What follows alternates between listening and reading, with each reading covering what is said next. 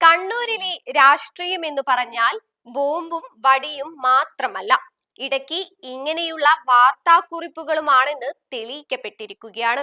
നമ്മുടെ public relation department അല്പം relation കൂടിപ്പോയോ എന്നൊരു സംശയം. LDF സ്ഥാനാർത്ഥി സുമേഷിന്റെ പരാതി ടൈപ്പ് ചെയ്ത് പ്രസ് റിലീസായി ഇറക്കാൻ കാണിച്ച ആ ആവേശം ഒടുവിൽ കമ്മീഷന്റെ കയ്യിൽ നിന്നും സസ്പെൻഷനായി തിരിച്ചു കിട്ടിയിട്ടുണ്ട്. സർക്കാർ ശമ്പളം വാങ്ങി സർക്കാർ കസേരയിൽ ഇരുന്ന് സ്ഥാനാർത്ഥിയുടെ സങ്കട ഹർജി ടൈപ്പ് ചെയ്ത് വിടാൻ കാണിച്ച ആ ഒരു മനസ്സുണ്ടല്ലോ, അതിനെ സമ്മതിക്കണം. PRD എന്നാൽ പബ്ലിക് റിലേഷൻ ഡിപ്പാർട്ട്മെന്റ് എന്നാണല്ലോ നമ്മൾ കരുതിയിരുന്നത്. എന്നാൽ കണ്ണൂരിൽ അത് പാർട്ടി റിലേഷൻ ഡിപ്പാർട്ട്മെന്റ് ആയി മാറിയോ എന്നാണ് ജനങ്ങൾ ചോദിക്കുന്നത്. സുമേഷിനെ ആരോ ചീത്ത വിളിച്ചു. സുമേഷിന്റെ മനസ്സ് വിഷമിച്ചു. അത് നാട് മുഴുവൻ അറിയിക്കാൻ സർക്കാർ സംവിധാനം തന്നെ വേണമായിരുന്നു. പാവം ജില്ലാ ഇൻഫർമേഷൻ ഓഫീസർ. ഇതൊക്കെ ഇലക്ഷൻ കാലത്ത് പതിവുള്ളതല്ലേ എന്ന് കരുതി കാണും. പക്ഷേ കളക്ടർ കൊടുത്ത റിപ്പോർട്ട് കണ്ട് ഇലക്ഷൻ കമ്മീഷൻ ഞെട്ടിയിരിക്കുകയാണ്. UDFിലെ കരീം ചേലേരിയും BJPയിലെ വിനോദ് കുമാറും ഇപ്പോൾ PRD ഓഫീസിന്റെ മുന്നിലൂടെ നടക്കുമ്പോൾ ഒന്ന് നോക്കുന്നുണ്ട്. അല്ല, ഞങ്ങളെ പറ്റി 4 വരി നല്ലത് എഴുതാൻ ആരെങ്കിലും ബാക്കിയുണ്ടോ എന്ന്. മാത്രവുമല്ല, ഞങ്ങൾക്കും തരുമോ ഇതുപോലെ ഓരോ പ്രസ് റിലീസ് എന്ന് ചോദിച്ചുകൊണ്ട് ക്യൂ നിൽക്കുകയാണെന്ന് കേൾക്കുന്നത്.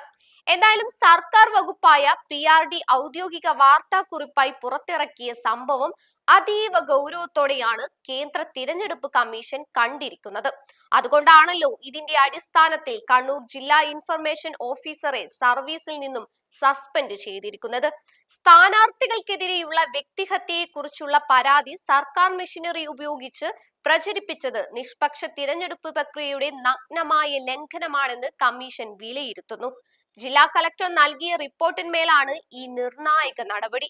UDF സ്ഥാനാർത്ഥി കരീം ചേലേരിയും NDA സ്ഥാനാർത്ഥി KK വിനോദ് കുമാറും അണിനിരക്കുന്ന അഴീക്കോട്ടെ പോരാട്ടഭൂമിയിൽ ഈ വിവാദം പുതിയ രാഷ്ട്രീയ ആയുധമാക്കുകയാണ് പ്രതിപക്ഷം. മാധ്യമങ്ങൾക്ക് നൽകാൻ ഇലക്ഷൻ വിഭാഗം പുറത്തുവിട്ടതാണെന്ന PRDയുടെ വിശദീകരണം തള്ളിക്കൊണ്ടാണ് കമ്മീഷന്റെ ഈ കർശന നടപടി. വരും ദിവസങ്ങളിൽ കണ്ണൂരിലെ രാഷ്ട്രീയ ഗോതയിൽ ഈ സസ്പെൻഷൻ വലിയ ചർച്ചകൾക്ക് വഴി തുറക്കുമെന്നതിൽ സംശയമില്ല.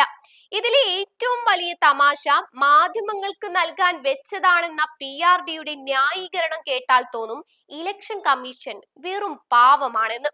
എന്തായാലും കണ്ണൂരിലെ ഈ പ്രസ് റിലീസ് വിപ്ലവം സസ്പെൻഷനിൽ അവസാനിക്കുമ്പോൾ ഒരു കാര്യം വ്യക്തം: ഇനി പരാതി കൊടുക്കുമ്പോൾ PRD വഴി കൊടുക്കാതെ നോക്കുന്നതാവും സുമേഷിനും പാർട്ടിക്കും നല്ലത്.